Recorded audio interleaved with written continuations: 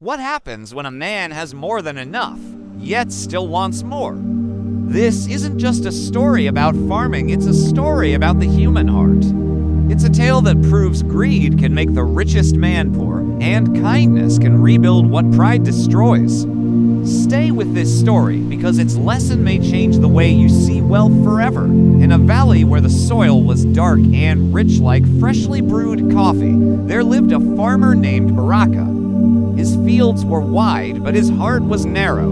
The earth had been generous to him. His barns stood tall, his granaries were heavy with grain, and his cattle grazed on land that never seemed to tire. Yet Baraka slept poorly, for greed is a thief that never rests. Each dawn, while others prayed or greeted the morning with gratitude, Baraka walked his land counting, measuring, calculating.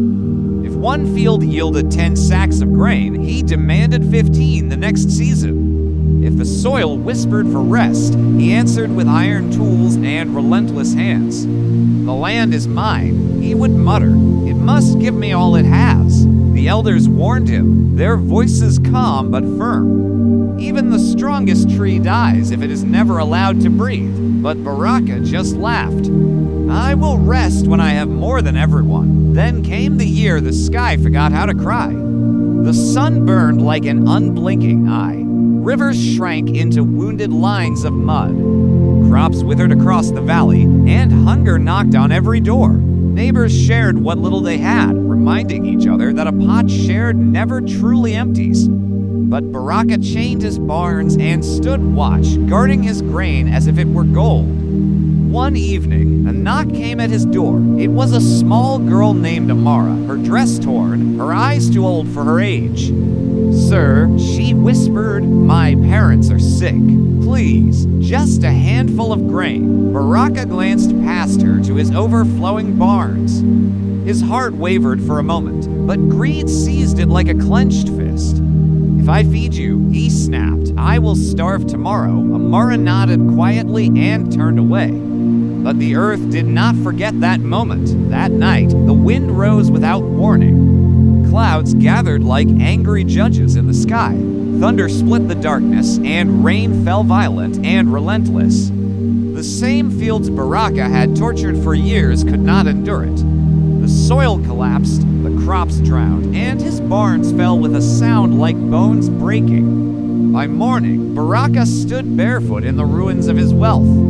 Grain floated uselessly in muddy water. His hands, once greedy, now trembled with regret.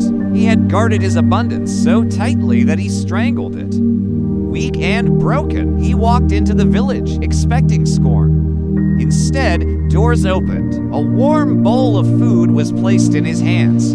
A blanket was wrapped around his shoulders. And there stood Amara, offering him bread. "Eat," she said softly.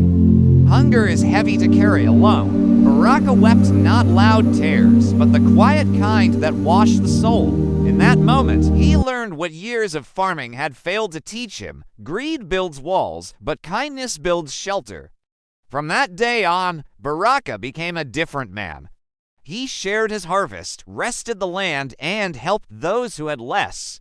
His fields grew again, not because he forced them, but because he finally understood balance. And so the valley remembers his story. What you refuse to share today may be taken from you tomorrow, but what you give freely has a way of returning, richer than before. Thanks for watching. If this story resonated with you, consider subscribing for more content that makes you think.